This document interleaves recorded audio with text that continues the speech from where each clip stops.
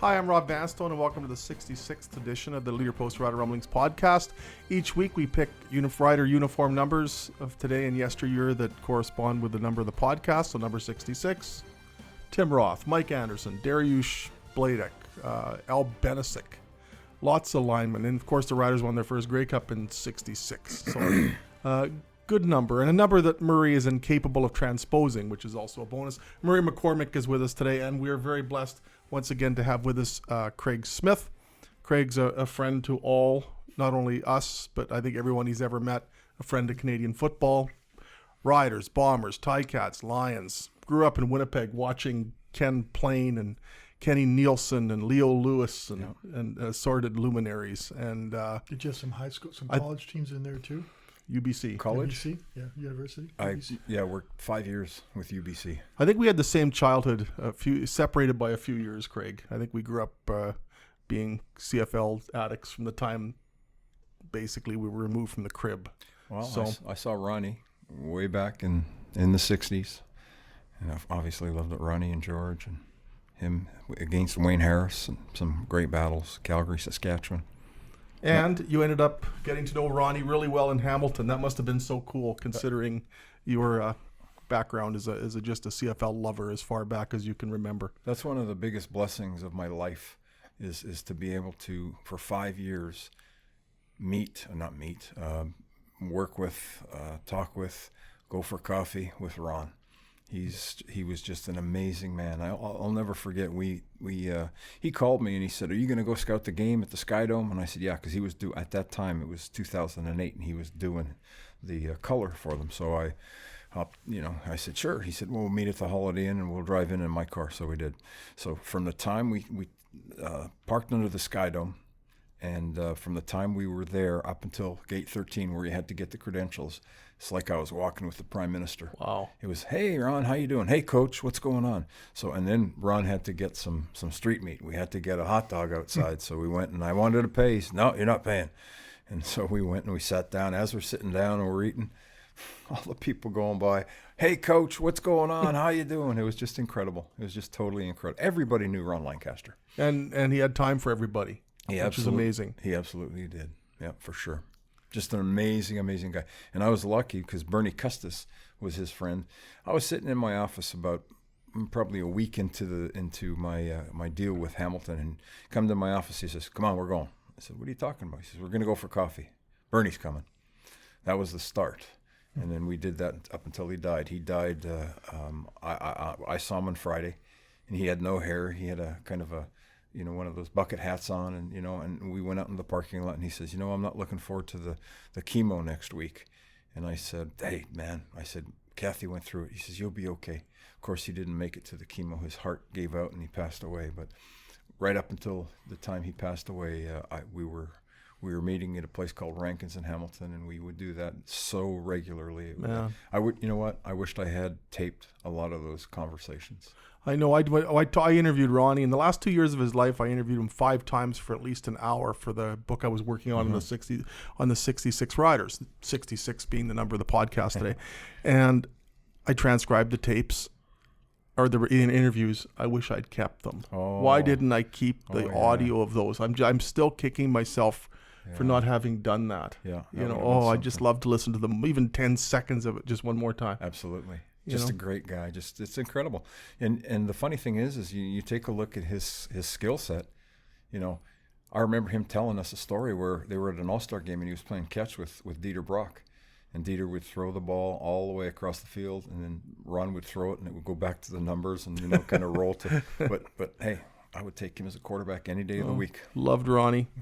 Mur, you grew up watching the CFL. You were a Tiger Cats fan. I was a Tiger fan. So maybe you remember the 67 Grey Cup, 24-1. I think 72 is a little better. 72. 72 is a little better. 89. Ian Center. 2013. Yeah. One of my Ron Lancaster stories is when I was back when I was a backup guy. You got some road trips, and I got sent to Edmonton to cover the Eskimos and the Riders. And the Riders were about 3 hours late. Back in those days, it's a pretty common occurrence for pregame availability. And Ron sat there in the middle of the room with a half a dozen up and told CFL stories for 3 hours. Very cool. And I'm sitting there going, first off, I had goosebumps. And then he'd ask for your input. And you're going, I'm just the backup guy. I'm not Daryl Davis or Nick Miliokas or these guys. I'm just here because I'm the second guy in the beat. And it was just an amazing 3 hours of listening to stories and laughs and everything else. It was, I got to. And his quotes were so great. I remember once my favorite Ronnie quote, he said, I don't know how, we could talk about Ronnie for about forever. 10 hours, but he said, it is said that in Saskatchewan, the wind blows in the winter, the spring, and the summer, and Lancaster blows playoff games in the fall. And then he laughed. He is self-deprecating humor. He could just whip off one-liners like that. He was just such a joy to be around. I miss Ronnie all the time. He would smoke like a fiend, though. Oh, well, not when I knew him. He quit in 2004. Yeah. Okay, well. He had a real health scare and he quit. Never smoked again. Yeah, I don't know him as a smoker, but I know he did. Oh, man. Yeah. He tells a story. This is funny because Bruce Bennett got dinged in a game. He came off the field, and I guess it was Sandy Archer probably, and Sandy Archer asked him, hey, where are you?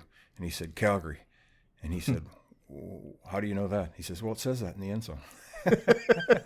Just a great, Ron would just tell some funny stuff. And I was actually fortunate enough to be on the coaching staff. Guys got fired. Ron took over for Ron's last victory, and it was in Edmonton. So it was pretty cool. Him going back to a place that he had coached in, and we were not very good that year, but we went in there and we beat Edmonton. So that was pretty cool. I look back and I was just really lucky in a fluky sort of way. Yeah. I was at Taylor Field on October 22nd, 1978, when Ronnie played his last game at home and was booed by a minority of fans, but they were loud enough to be noticed, and it was awful. And a week later, October 29th, 78, Ronnie came off the bench and guided the Riders to a comeback win in Edmonton, nice. 36-26, and it was his last game, and the Eskimo fans were cheering what he did. Nice. And it will always be my favorite sporting event ever. Respect. I'm so glad I was there. It was their fourth win of the year. It didn't have any impact on the standings for either team, but I could live to be 188, and I'll never I don't think I'll ever go to a sporting event that will match Ronnie's last game. Yeah. It was so perfect. It was absolutely perfect. Yeah. I was on the sidelines. We were coaching, and I had the headset on. And Ronnie came over. He was pissed off at the guy upstairs. He came over and he was yelling at me and screaming at me. And I'm not even listening to him. I'm thinking, this is funny. Ron Lancaster is screaming his ass off at me. Everybody in the stands is looking, and it looks like I'm getting the shit. But he's trying to get the guy in the press box. It was hilarious. It was so funny. Okay, guys, we got to move to the 90s.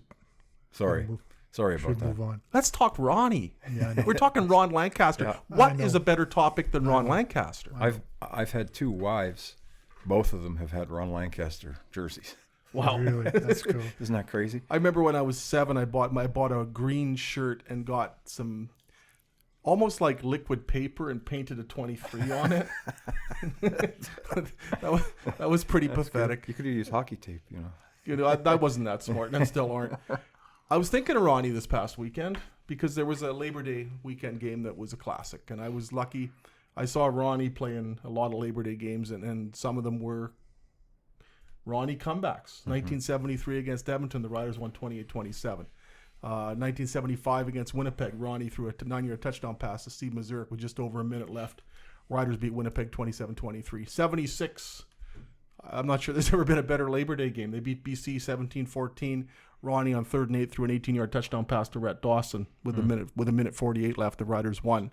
He had an awful game, but when they needed that drive, Ronnie pulled it out. He's an encyclopedia. And there was they're obsolete too. And he presents it emphatically too, so there's no way we're going to get. Well, it's all verifiable. Yeah. And Bob Hughes wrote it, so it's got to be true. And I was thinking of some of those games when I saw Cody Fajardo do what he did, and I'm not saying Cody Fajardo is Ron Lancaster. You're seeing some of those traits. I'll tell you, that was quite the drive. I mean, you think about it. They got the ball on the 5-yard line, and they drove all the way down against a damn good defense. Deserved the win. There's no doubt about it. Saskatchewan-Roughrider fans, you better be pretty happy with this team. You better get excited because this team could go to the Grey Cup. I mean, there's really 4 teams that possibly could be representing the West, and it's a great year. This is unbelievable.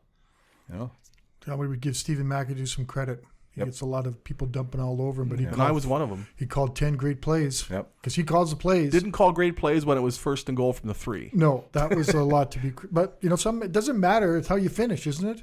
I know all that other stuff leading up to it is questionable and critiquable, and you wonder about it. But for 10 plays in 3 minutes and 18 seconds, Stephen McAdoo had his quarterback doing exactly what he needed to do to get them in position to win the game, with passing, running, everything. It was a. I said, I know people have we've been slamming and we've wondered about his vanilla offense last year and how boring it was, and that 3 minutes and 18 seconds and perhaps the biggest regular season game of every season. He got the Riders to score. I got an opportunity to talk with Jeremy O'Day in training camp. I remember I saw you out there and you blew me off for food, and which is fun. And still has. And he just finished that meal 10 minutes ago. He still hasn't called me to say, let's go for lunch, Craig. But that's beside the point. And I said to Jeremy, I said, you know what? I said, one of your best signings, I think, is William Powell. I said, you need a running game to win. Every championship team that I've been on, 2 in the CFL, 1 in Canadian college football, we always had a solid running team where you needed those yards, you give it to your running back, and Powell he's probably one of the best running backs in the league. So I think that's a great one. Yeah. Sorry, Craig. No, that's it. You don't need to be a team that runs the ball 60% of the time, but you need to have you need to have a running game that the opponents have to respect. Yeah. It's a long way to Tipperary. It's a long way from Trey Mason, Curtis Steele, Trent Richardson, etc. Cam Marshall. I liked Cameron Marshall. He could smash guys, but it's a long way from the flotsam of the running back pool to William Powell. Absolutely. What he did, and it was particularly impressive in that late drive, they ran the ball. They knew he was going to run the ball.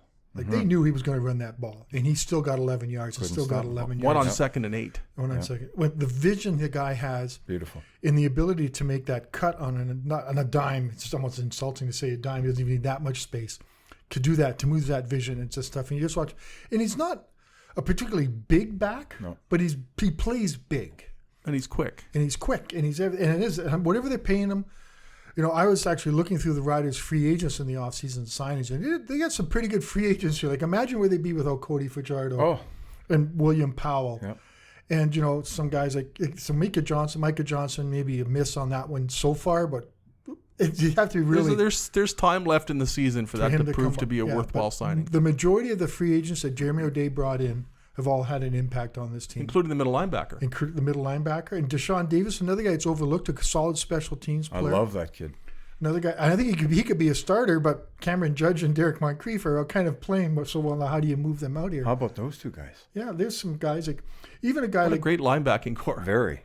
Jeremy brought in L.J. McCray, and I know other than the stupidity of punching a guy twice in the head with a helmet, he's been great. Yeah. So he's you just look at this list of players that Jeremy O'Day's brought. John Ryan, it's got another guy. Yeah. Oh man, it's a pretty easy recruit. But how about his punts? Haven't they been something? Yeah, I know he's kind of expanding outside the numbers a little bit more. We're watching the best punter in Rider history, and it is not close. I agree. Yeah. I mean, he's averaging 51.1 yards a punt. The Rider record is 47.4 by Ken Clark. And it's not even windy days. No. It's amazing to see. Yeah. It really is amazing. Well, you can't go to the bathroom anymore to become except for the punt because you might miss one of these great punts. You're going to say like that. He had a 69-yarder on Sunday. I think it was. It's so cool. I look forward to punts when Eddie Johnson was here. I loved Eddie Johnson, and I love the moon shots. I love the punts that kind of go like that. You just look, wow. Oh, Eddie had a leg. Burke Dales used to be like that. Yeah. I love the guys who just put it into orbit. And I think the special teams are getting better with John now. We have to admit the first 7 or 8 games, it took them a while to adjust to what John was doing. Mm-hmm. And I think now they're picking up on their coverage. The gunners are getting down there. Seems faster. It just seems to be an improvement in special teams. Still some tackling issues, but luckily. That's across the league. I mean, it's incredible. It's the tackling is just you just shake your head. Why is that? Why is that? Well, they're trying to hit. Yeah. You know, you take a look. So many people are trying to hit, and the other thing is they're trying to go for the football instead of tackling. You know, and it's one of those things. How about the day on Sunday? How often? I went to the classic 85, 86, 87.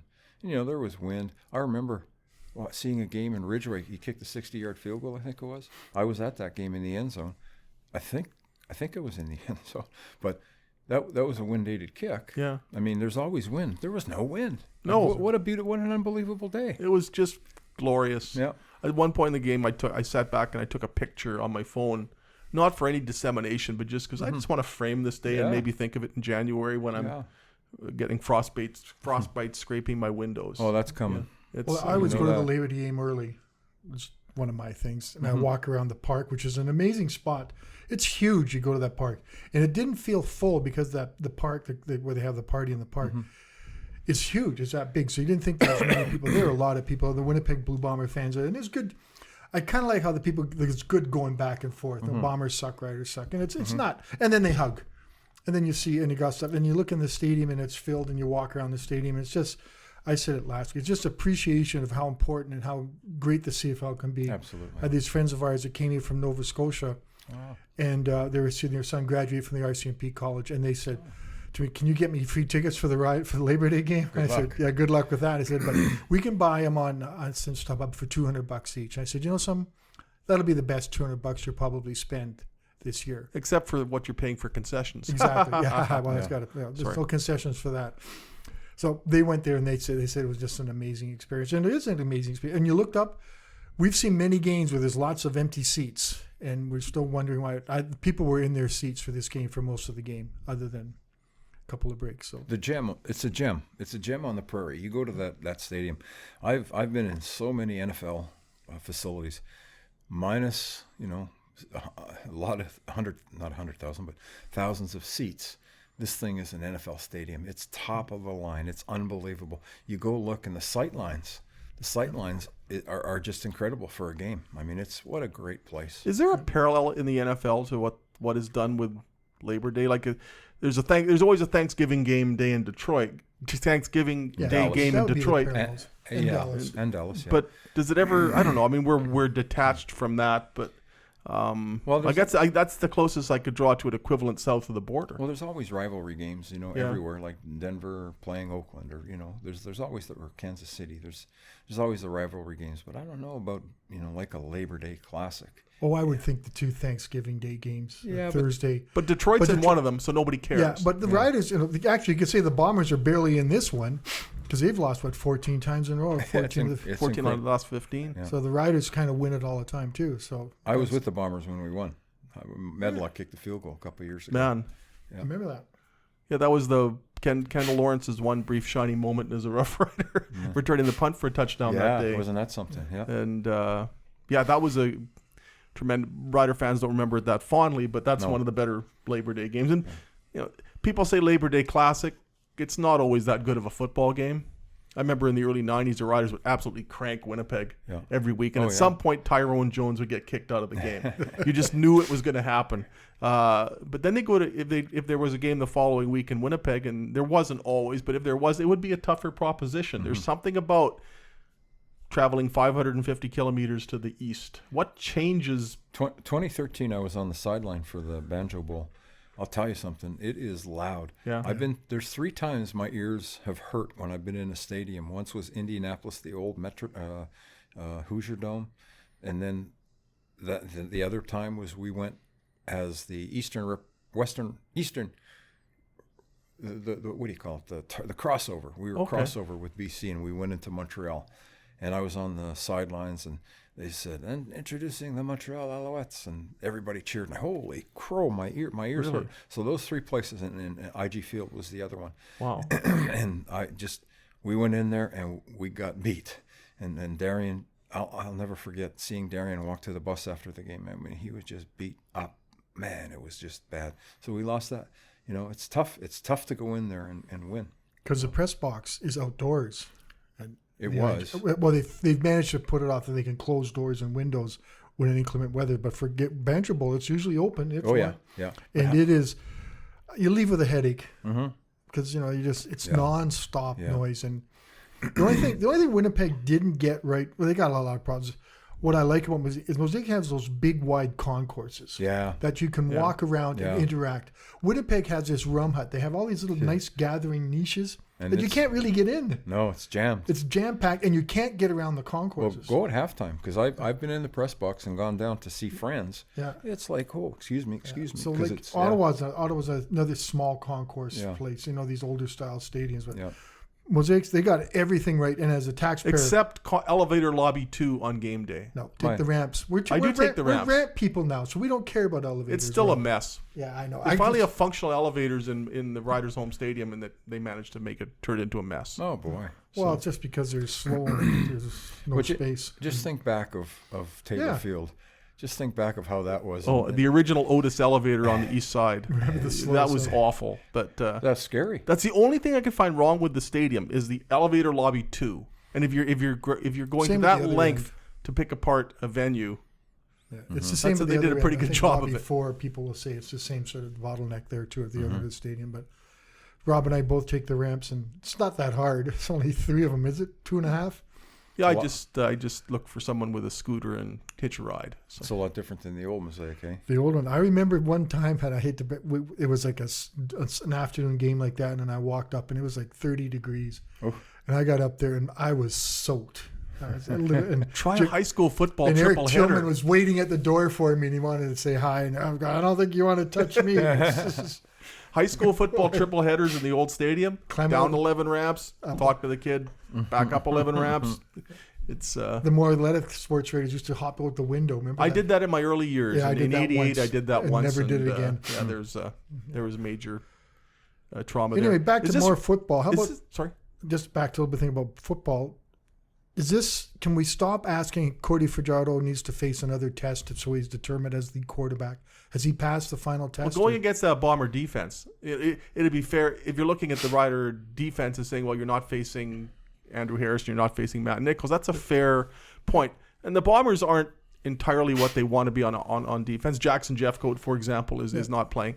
But that's a very good Bomber defense that the Riders marched 87 yards against. And they kept him off. That's pretty telling. They kept him off the scoreboard, too, for quite a while. What was they have 9 points in the second half? How many points do they have in the second half, Rob? The Riders. They had none until the final. Drive, yeah. For the nine. So none. You're right. Correct. Cody Fajardo has proved he's a quality quarterback in this league, and he doesn't need to prove anymore. He just got to go out and do what he does, and I love what he does. I love the when he drops back and he sees. You know how some guys drop back and they just I don't have access to the film, to see some of the quarterbacks when they drop back and take a look and how come you're not throwing the ball or your guy's covered, what's the deal? But Cody Fajardo takes a look and he sees, and if it's zone, there's windows, and he picks the zone, picks the guy in the window, and if it, he's got all the tools. Yeah, even when he's scrambling, he's looking to throw first. Yeah. Well, he doesn't just default to the run instantly. And that's great. There's a guy that I was with back in 2004, won the most outstanding player because he scrambled, and when he scrambled, he looked downfield. Now it's Casey Perners. He made a lot of completions out of the pocket and for big gains. And Cody, he can do that. You've been player person. I don't know if you were involved in the contract part of the world. Sometime. So let's say this guy, he's only signed through the end of the season. Mm-hmm. He's going to be a free agent. Would you be able to entertain talks with his agent now? Mm-hmm. Would they be doing that now? Because we were talking what's going to happen with Cody Fajardo in the future. And it's a fairly legitimate question. Sure. Especially with the Grey Cup here next year. He's thinking his agent handle, that kind of stuff. But what happens on the football, on your side of the deal? They can talk. They can say, listen, can we talk about, and it depends. The agent can say, well, let's hold off until the end of the year. And, there's that enticement from the XFL. But, look at all the leagues that have started up and not finished, and does he want to do that? Does he want to go into this? We've been around for how many years now? 100 and some years, and this is a league, and I think it'd be great if you just let's give me some money. Let's go. Let's sign here. Does it work? So that's any money they sign into now will count in this salary cap, though. Well, no, not necessarily. Or they could defer it to the next one. They could. It depends on how they do it. It really depends. Like, what's in it for him to sign Nothing. before testing for? Well, because there's bonus money, but he's going to get bonus money regardless. And the only thing is, suppose that he were to suffer a serious injury between now and February. Yeah.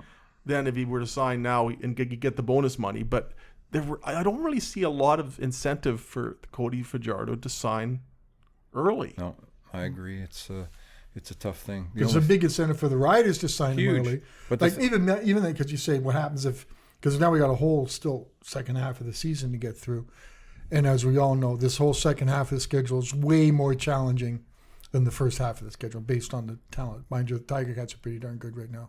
Yeah, but the big thing is like if he signs here, look at the positives about that, about how I'm a comfort zone. Mm-hmm. You know, I'm here. I'm with I'll be with the guys again. Yeah. Just take a look at what was out there on Sunday. Just a great place to play. He loves it. He loves it here. He's perfect fit for it. Yeah. And everyone who meets him loves him. There's a woman who posted, one of our followers on Twitter, his mom met him at a church function and came away just so impressed with how he is. And we're always impressed dealing with him. Like, he talks fast. And I think that's a little sign. I don't know if that's a sign of nervousness. But even after every game, after every scrum, he's always open up. The other day, I kind of teased him. I said, what'd your dad think of him when you told everyone what your dad weighs? Did you get any grief? And he said, no, he was okay with that. He's kind of happy to be that big. But it's going, yeah. He's real. Yeah. He's just and he actually tries to help you when you're the media, which doesn't always happen. For example, last week he was at Taylor Shire of Global, and myself were talking to Cody, and Taylor started off asking him just for his general thoughts on playing in his first Labor Day Classic. Perfect question. I mean, it's a milestone when you're a Rider quarterback starting in that game. And he not only gave his sentiments on that, but he volunteered that his dad would be at the game. Turned into a wonderful story because he just didn't give you the rote response that you might expect. He didn't dial up football speak. He was real. He was genuine. He was human. And I think people feel, even if you've never met Cody Fajardo, I think you might feel like you know him already if you're a Rider fan. He has that way about him. He has that demeanor. And there have been a lot of nice guys who have played quarterback for the Riders who haven't played quarterback very well, so it doesn't matter. Yeah. But he combines that persona and that personality with performance, and that's a lot of alliteration, Craig. Yeah. The other thing is that big apple in the sky, the NFL. Yeah. I mean, it's always there, and it's always going to be there. I mean, as a personnel guy in the Canadian Football League, that's, you take a look and you're hoping this guy gets cut so we can get after him because you really like him. Well, there's always that. Yes. Guys who want to play in the NFL, and you can't blame them. That's their home. That's their league. So, if, maybe he wants to wait and see if there's any bites or anything like that to see. He's had success here. Take it. We'll see what happens. He makes so many moves too that it's putting on film that any NFL team, and they're starving for quarterbacks down there as much as the CFL can be at times. And they see it. It's just like that spin move. He did another one in the game too. Yeah. Felt the pressure, takes a spin. Rolled left and made a completion. You go, wow. I don't remember other quarterbacks doing it, but you watch Cody do it and you think, yeah, he's putting tape together for his future. I know he's trying to help the Riders win. Absolutely. And it's all about this. And he says that, but everything he does is all about Cody's future. And right now he's putting together a pretty good highlight package too. Well, he's playing football. He's having fun. Yeah. And it shows. Yeah. And last year the Riders were 12-6. It wasn't really a fun year. No. The offense was so boring. It just wasn't, and the organization as a whole, I don't think was that endearing. Well, so much has changed this year. Craig Dickinson, Cody Fajardo, an offense that's fun to watch. The Riders might not go 12-6 like they did last year, but I guarantee you, a lot of people are going to like this season a lot more than they did a year ago. Give credit. Sorry, go ahead. I know this goes back to your little fun statement there in the Friday practice before the Labor Day game. I can't remember a practice where it's been that rambunctious, that much fun. Mm-hmm. Every player was up. There was noise. There was laughing. There was high-fiving. It was just, and it's not getting their game faces on. This was a whole team of guys who it looked like they ultimately enjoyed being together out there, enjoyed practicing, getting ready for this big game. And I kept standing there going, I can't remember. Like, I'm like Rob, my encyclopedia knowledge goes from like book A, and that's about it. But I'm saying I don't remember. He's got B to Z. Yeah.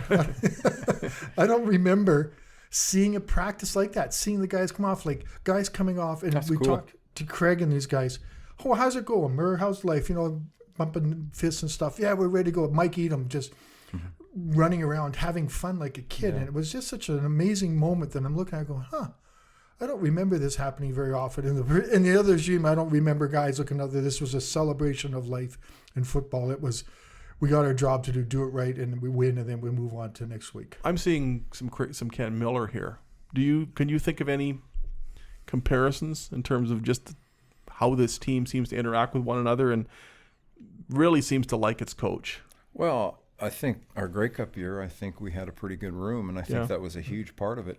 When I was with Winnipeg, I think O'Shea's done a great job with the room there too, getting guys that fit in, and you make sure that this room is good, and but I like what you say. They're having fun, and they've got a good group, and you can't get a better guy than Craig Dickinson. I mean, he is unreal. I'm waiting to see him get mad. I want to see him get mad. Well, he got mad. I saw him earlier in the year. I can't remember what the deal was, but okay, he got mad. There we go. But you know what? Great guy. He's been around. When they signed him, I thought he's going to be a good head coach. Why? Because he's always involved in the game as a special team coach. Yes. Depending on what's happening, and I think that. I think the proof is in the pudding. And here's the other thing. I coached for 11 years and then got thrown into player personnel. But as a coach, I always said you get more honey. You get more flies with honey than you do with the other stuff. And, it's critical that you show them love. And I think that's what Craig is doing. I think it's an atmosphere where, you know what? This is pretty good. My coach is a good guy, and he loves what I do, and he'll be there for me, and so I think that's a real good thing with the atmosphere. He's so accountable too. Like this, Rob and I, we could talk many times. Oh yeah, I should have done that differently. Oh yeah, that was a mistake. The challenge he said, which we could all tell in the press box was it was a drop pass. It was someone upstairs made a mistake, but he said, I believe name it, told me he caught it, so I went with it, and I went.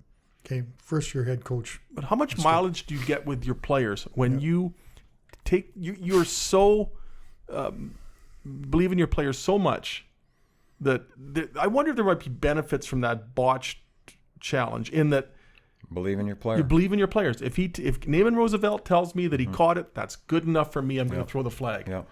You have your players back, and you believe your players. I think that's a pretty powerful. Yeah, but also statement, is it the not? guy who upstairs who said, "Yeah, you should challenge that too," though. Well, that's happening everywhere. Yeah, you have to say to the guy upstairs, "Okay, if everyone else in the whole stadium saw this ball was dropped, tell me." Because imagine if they didn't have that challenge and something had happened in that last drive, and it was so early. A close game, it could eeasily have come down to that. It would have taken him out of the position from a punt. Would have put him in field goal position. So it was a challenge with a scoreable option to it, I guess, if it had come out that way. But it still looked pretty blatantly dropped by a fella. So Banjo Bowl this weekend. What kind of game are you expecting, Craig? I expect Bombers to come out and be very strong. Like I said, it's tough to go in there and play. They're going to deal with the crowd noise, and that's not an easy thing. It was close here. I think that I believe that the Bombers will win, and it'll be obviously just a great game again. I think it's going to be a lot of fun to watch, but I think the Bombers will come out. Yeah, and the huge part of it is playing at IG Field. Yeah, I think home field will swing it. When there's so little to choose, it may have been an advantage for the Riders this weekend. Maybe that tips it, Murph. I'm thinking if the Riders' defense comes out the same way it's played against Ottawa and against the Blue Bombers in that first half, it may change it for the Riders. Like they had Strevler on the run and confused in the first half they get the picks. Like Dominic Davis, 3 picks threw Dominic Davis off against Strevler. But then they kind of backed off in the second half. And if Strevler plays like he did in the second half, which wasn't spectacular, but if he plays like that, I think the Bombers can win if they play like a second half offense. Except for the Purefoy interception. Yes, that was Purefoy's having a season. That was a bad throw. But Strevler, he's learning. Yeah. He's getting. This is only his second year. He got better. But how can a guy be a professional quarterback and throw that badly? Well, I thought he makes some nice throws as well. Yeah. I think touchdown to Lawler was a nice pass. There was throws that he made. He's made throws when he was a backup going in, and again, it's a learning experience. And it's just look at I mean, Cody's been in the league how many years? 4 years. Strevler's, this is only his second year. It's a tough thing to go in there and do that. He got better. He had how many? 89 yards in the first and 160 in this one.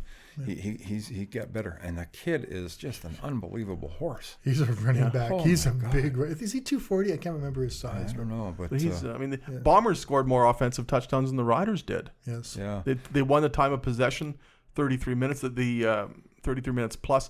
The Riders had, I think like a 15-yard advantage in net yards, but that was after Winnipeg was minus 10 in the first quarter. Yeah. So after the first quarter, settle down. They moved the ball pretty effectively and efficiently. Johnny Augustine had a good game. Hell of a run. 55-yard run. Yeah, but I think Strevler had some pressures, and I think that helped him, not make some throws because of the pressure that they, defensive line did a good job for the Riders. I think that's a huge thing. If Bombers can go in and if they can protect Strevler and give him an opportunity to, and it's like Anthony Calvillo wasn't very good if he's getting pressured and he has to throw, with his feet set, and he was one of the best. So let's see what the O-line can do in Winnipeg. Give credit to the Rider offensive line too. I think they've done a hell of a job. Shepley and Blodek and the two American kids, and then Danny in the middle. I mean, I think no Labatt, no Blake, no Cofield, and there's still a really good offensive line. Blake can come back and Labatt come back. I just want to touch a little bit. I think it was it Edwards or Falk who clocked Chad Rempel? Edwards. And you watch the play that he's standing up and you still hit him, still drove him back. But we're talking about player safety and players respecting each other. And there's a player that shows no respect for another guy. They've tried. There's all sorts of these new CFL rules that are coming out because no one knows what's in the CBA, but they're trying to protect centers a whole lot more. Yeah, that's in the rule book. Yeah, and he was. If you watch, Rempel comes up and it's a penalty, and Rempel hits his back of his head, and he's how long? He's been around. We're talking about Ron. I think he might have played when Ron played. Chad Rempel's been around long enough. I brought him into Hamilton when I had the ability to bring players in. Really? Yeah, as a wide receiver. Yeah, because he was really good at the U of S. Yeah, he was. So we brought him in. He scored a touchdown in the preseason, and then all of a sudden we go. And I was really disappointed when we let him go. And I thought, shit, this kid did well in the preseason. And why were we letting him go? Well, we did. And then all of a sudden he disappeared. And all of a sudden he comes back, and he's thicker, and he can snap the ball, and he's done it for years.